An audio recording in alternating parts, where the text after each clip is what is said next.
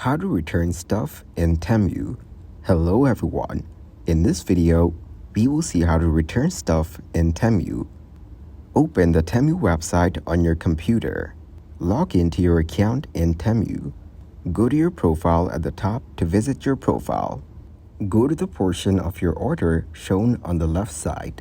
If you've ordered something, you'll be able to see your orders here. Find the order containing the items you want to return. You can ask for Temu customer service to return your order. Provide the additional details if required. This is how you can return your stuff on Temu. Thank you guys for watching this video.